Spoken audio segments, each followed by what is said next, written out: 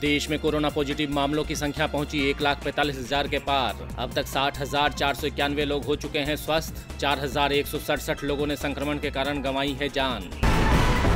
Lockdown के बीच Delhi NCR वालों की बढ़ी मुश्किल। कई शहरों ने दिल्ली से सटे बॉर्डर पूरी तरह से किए सील। गाजियाबाद, नोएडा से सिर्फ पास वालों को ही मिलेगी एंट्री। बढ़ते संक्रमण के मद्देनजर लिया गया है फैसला।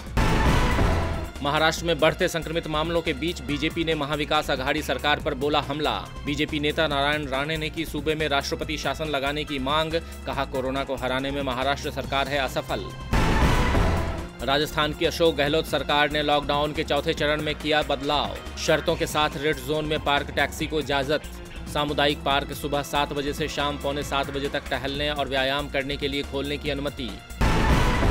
आज छिंदवाड़ा जाएंगे मध्य प्रदेश के पूर्व मुख्यमंत्री कमलनाथ और उनके बेटे नकुलनाथ। दौरे के दौरान कोरोना संक्रमण के बाद बने हालात को लेकर करेंगे बैठक। हाल ही में छिंदवाड़ा में कमलनाथ और नकुलनाथ के लापता होने के लगे थे पोस्टर। आज खत्म हो सकता है बिहार बोर्ड के 10वीं के छात्रों के रिजल्ट का इंतजार। आधिकारिक जानकारी के मुताबिक आज घोषित किए जाएंगे परिणाम। 15,29,000 से ज्यादा छात्र छात्राओं ने दी है परीक्षा। 17 से 24 फरवरी के बीच हुई थी परीक्षाएं। केरल में आज से होंगी 10वीं 12वीं की परीक्षाएं। मुख्यमंत्री पिनराई विजयन ने कहा दूसरे राज्यों से केरल पहुंच रहे छात्रों को 14 दिन तक रहना होगा क्वारंटीन। बाद में परीक्षा के लिए किए जाएंगे विशेष इंतजाम। स्वास्थ्य मुसीबत के बीच लागू लॉकडाउन की वजह से स्थगित की गई थी परीक्षाएं। दिल्ली के तुगलकाबाद इलाके में बीती रात आग लगने से मची अफरा तफरी। सिलेंडर फटने से लगी आग में 200 से ज्यादा झुग्गियां जलकर खाक। मौके पर पहुंची दमकल की गाड़ियों ने कड़ी मशक्कत के बाद आग पर पाया काबू। पाकिस्तान ने अपनी नापाक हरकतों को फिर दिया अंजाम। जम्मू कश्मीर में पुंछ के बालाकोट सेक्टर में पाक ने तोड़ा सीज फायर। इलाके में दागे मोर्टार। भारतीय सेना भी दे रही माकूल जवाब। महामारी के बीच नौतपा की मार। गर्मी ने कई जगह तोड़ा रिकॉर्ड। आज भी रेड अलर्ट पर हैं दिल्ली सहित 5 राज्य।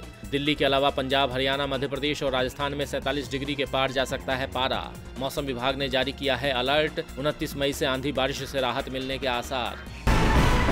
दुनिया भर में नहीं थम रहा कोरोना वायरस महामारी का कहर। विश्व में कोरोना संक्रमितों की संख्या पहुंची 55,88,000 के पार। 3,47,000 से ज्यादा हुई वायरस से मरने वालों की संख्या। अब तक करीब 23,65,000 से ज्यादा लोगों ने कोरोना को दी है मात।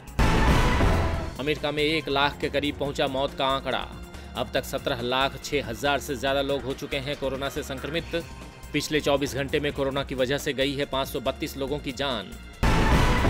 अमेरिका की तरह ब्राजील में भी तबाही मचा रहा है कोरोना वायरस। ब्राजील में 24 घंटे में कोरोना वायरस के 11,687 नए मामले आए सामने। कुल मामलों की संख्या बढ़कर पहुंची 3,74,898 के पार। भारत में फंसे अपने नागरिकों को चीन ने दी वापस आने की अनुमति। 27 मई के लिए सुबह होगा चीन वापसी का पंजीकरण। चीन के दूतावास की वेबसाइट पर प्रकाशित किया गया नोटिस। कोरोना वायरस महामारी ने मीडिया संगठनों की आर्थिक हालत को किया बेहद खराब। महज $1 में बेचा जाएगा न्यूजीलैंड का सबसे बड़ा मीडिया संगठन स्टफ। देश में कई अखबारों को छापने के अलावा एक लोकप्रिय समाचार वेबसाइट भी चलाता है स्टफ। मुसीबत के दौर में नोबेल प्राइज विजेता अभिजीत बनर्जी ने एक बार फिर दी मोदी सरकार को सलाह। कहा सरकार को सीधे गरीबों के बैंक खातों में पैसे डालने की जरूरत। 1 नेशन 1 राशन कार्ड को तत्काल प्रभाव से लागू करे सरकार। होम लोन देने वाली कंपनी HDFC लिमिटेड ने अपनी तिमाही रिपोर्ट की पेश। HDFC का इस तिमाही में मुनाफा 22% घटकर रहा 2,233 करोड़ रुपए।